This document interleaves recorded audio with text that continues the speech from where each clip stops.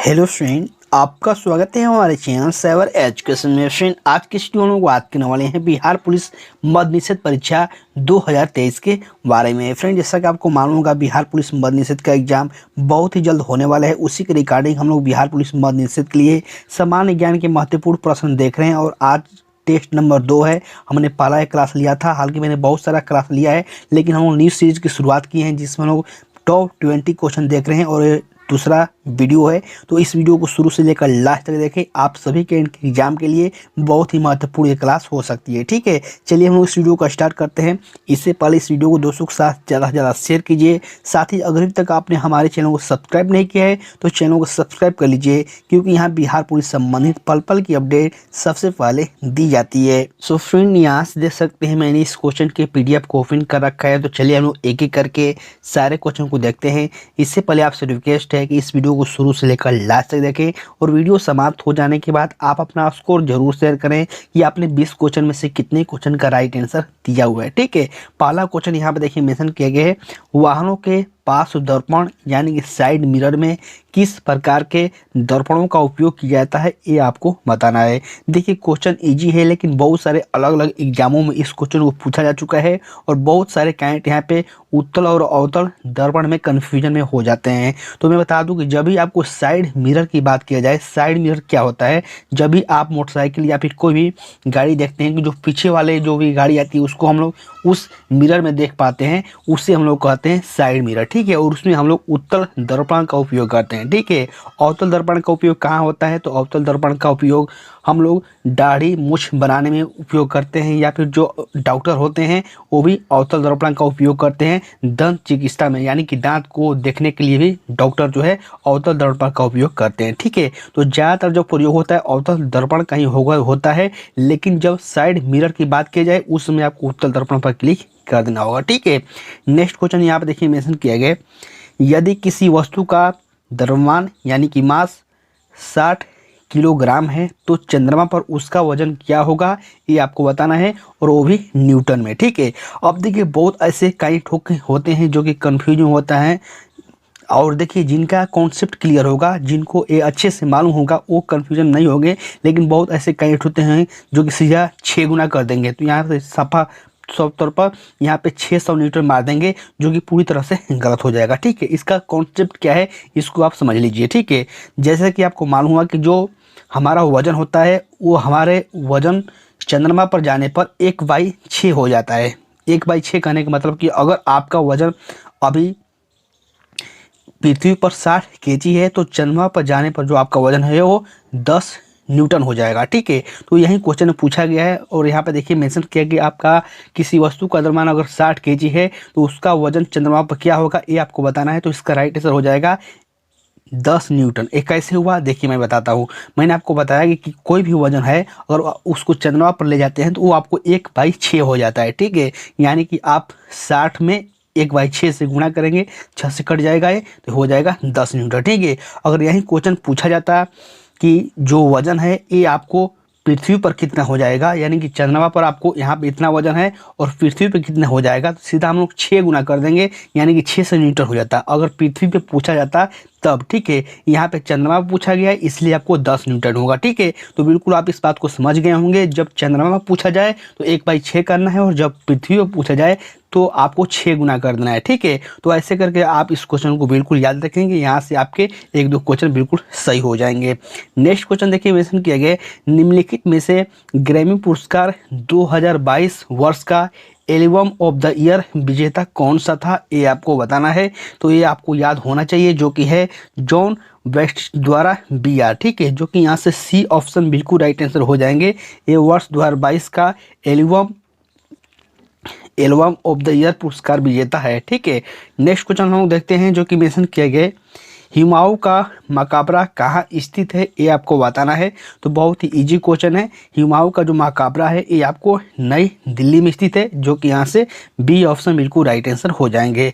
फिर से मैं बता दूं, बहुत ऐसे बच्चे होते हैं जिनके मन में डाउट होता है कि सर आप किस बुक के माध्यम से पढ़ाते हैं, हम कौन सा बुक अपने प्रैक्टिस के लिए लें तो आप इस बुक को बाय कर सकते हैं, जो कि मैं आप सभी कैंडिडेट को रिकमेंड करता हूँ। हम लोग बात करने वाले हैं बिहार पुलिस मद्य निषेध सिपाही भर्ती परीक्षा 2023 के बेस्ट बुक के बारे में, जो कि चस्सू प्रकाशन के द्वारा पब्लिश की गई है। और ये बेस्ट बुक आपके लिए क्यों है, मैं इसकी खासियत बताऊं कि यहाँ पर देखिए आपको टोटली सिलेबस के अनुसार इस बुक को तैयार किया गया है, जिसमें आपको टोटल 20 प्रैक्टिस से देखने को मिलेंगे। साथ ही आपको 2000 प्लस ऑब्जेक्टिव क्वेश्चन रहेंगे और प्रीवियस ईयर के 3 आपको यहाँ पे शॉर्ट पेपर देखने को मिल जाएंगे, जो कि आपके एग्जाम के दृष्टि से बहुत ही इंपॉर्टेंट है। तो अगर आप इस बुक को बाई करना चाहते हैं तो वीडियो के डिस्क्रिप्शन बॉक्स में लिंक मिल जाएगा, वहाँ से क्लिक करके इस बुक को बाई कर सकते हैं। यहाँ पर देखिए रहा इसका विशेष सूची, जो कि यहाँ पर देखिए जो भी हाल ही में बिहार पुलिस मद्य निषेध का एग्जाम हुआ है उसका यहाँ पर सोल्व पेपर दिया गया है। साथ ही आपको 20 प्रैक्टिस सेट भी देखने को मिल जाएंगे, जो कि आपके एग्जाम की दृष्टि से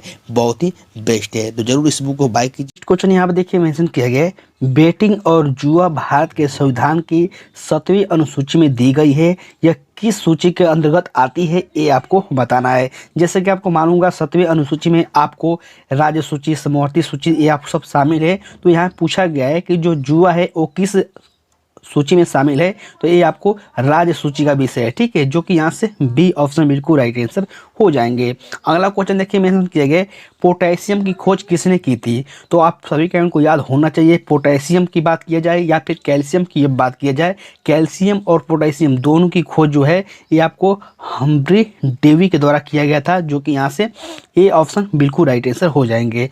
अब आपको टिम बर्नर्स-ली के बारे में मालूम होना चाहिए, जो कि www जो हम लोग उपयोग करते हैं, इन्होंने इसका आविष्कार किया था।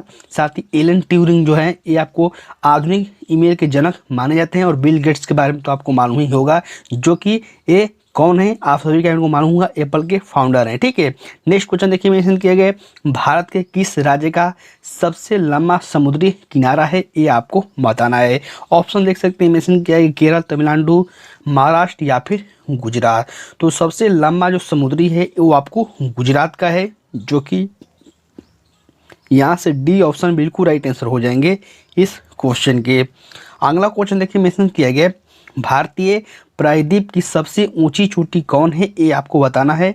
तो भारतीय प्रायद्वीप की सबसे जो ऊंची चोटी है ये आपको अनाई मुड़ी है, जो कि यहाँ से बी ऑप्शन बिल्कुल राइट आंसर हो जाएंगे इस क्वेश्चन के। अगला क्वेश्चन देखिए मेंशन किया गया, निम्नलिखित में से किस एक संस्कृति ने अपने मृद भांडों को सर्वप्रथम चित्रित किया था, ये आपको बताना है। जैसे कि ऑप्शन देख सकते हैं, मध्य पाषाण काल, त्राम पाषाण या फिर नव पाषाण या फिर लौह यौगिक। तो ये आपको लौह यौगिक में चित्रित किया गया था, जो कि यहाँ से डी ऑप्शन बिल्कुल राइट आंसर हो जाएंगे। अब देखिए ये दो क्वेश्चन बहुत ही इंपॉर्टेंट है और यहाँ से आपके एग्जाम में क्वेश्चन पूछने जाने के बहुत ही ज़्यादा संभावना भी रहती है। जैसे कि यहाँ पूछा गया है, महात्मा गांधी का महापरिनिर्वाण किसके गणतंत्र में हुआ था, ये आपको बताना है। तो देखिए जो आप महात्मा बुद्ध हैं, महात्मा बुद्ध का जो महापरिनिर्वाण हुआ था, महापरिनिर्वाण का मतलब कि उनकी जो मृत्यु हुई थी वो कहाँ हुई थी, वो हुई थी कुशीनगर में। लेकिन यहाँ पूछा गया किसके गणतंत्र में हुआ था, ये हुआ था ममलों के गणतंत्र में, ठीक है, जो कि यहाँ से ए ऑप्शन बिल्कुल राइट आंसर हो जाएगा।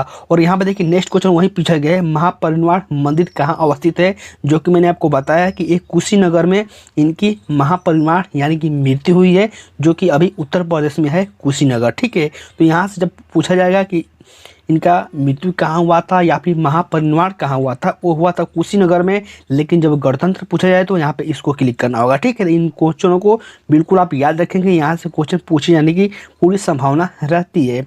अगला क्वेश्चन देखिए मेंशन किया गया, बीवी का मकबरा का निर्माता था, यानी कि बीवी का मकबरा किसके द्वारा निर्मित किया गया था, किसके द्वारा बनवाया गया था, ये आपको बताना है। तो ये आपको औरंगजेब के द्वारा बनवाया गया था, जो कि यहाँ से डी ऑप्शन बिल्कुल राइट आंसर हो जाएंगे। अगला क्वेश्चन देखिए मेंशन किया गया, ग्रीनविच मीन टाइम से भारतीय मानक समय कितना आगे है, ये आपको बताना है। तो देखिए इसका आंसर आप आसानी से दे पाएंगे अगर आप इसको याद भी नहीं किए हैं, इसको समझे भी नहीं होंगे।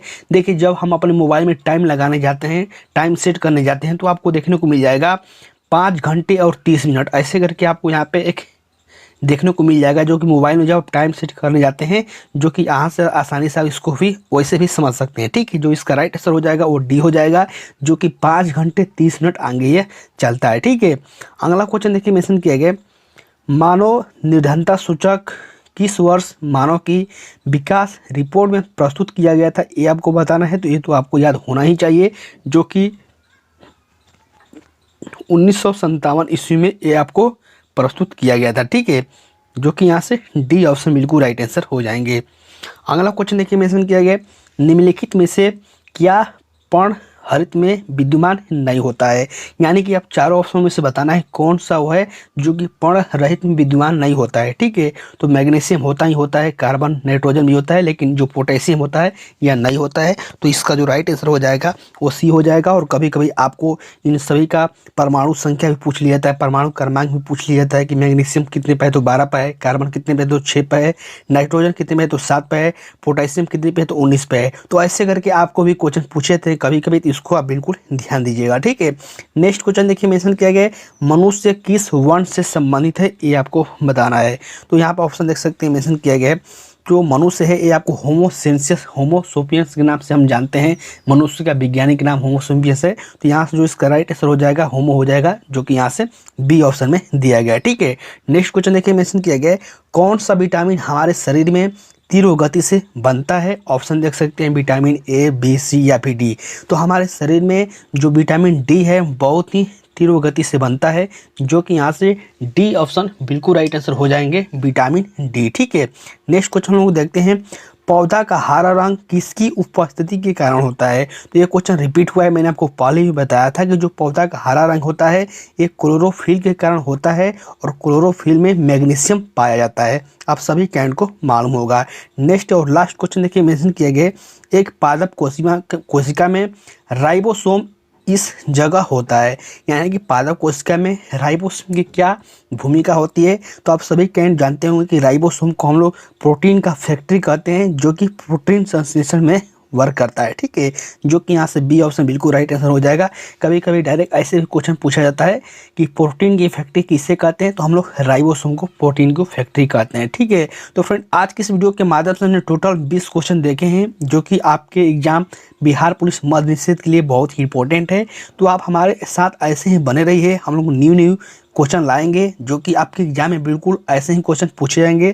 अगर आप चाहते हैं कि हम हिंदी और इंग्लिश का भी क्लासेस लें तो आप वीडियो के नीचे कमेंट करके जरूर बताएं। साथ ही आप अपना स्कोर शेयर करना बिल्कुल ना भूलें कि आपने कितने क्वेश्चन का राइट आंसर दिया हुआ है। ठीक है फ्रेंड, आप अपनी तैयारी में बने रहिए, घर पर पढ़ाई कीजिए और हमारे क्लासेस के माध्यम से भी आप अपना रिविजन कर सकते हैं। ठीक है, तब तक के लिए बाय फ्रेंड, जय हिंद।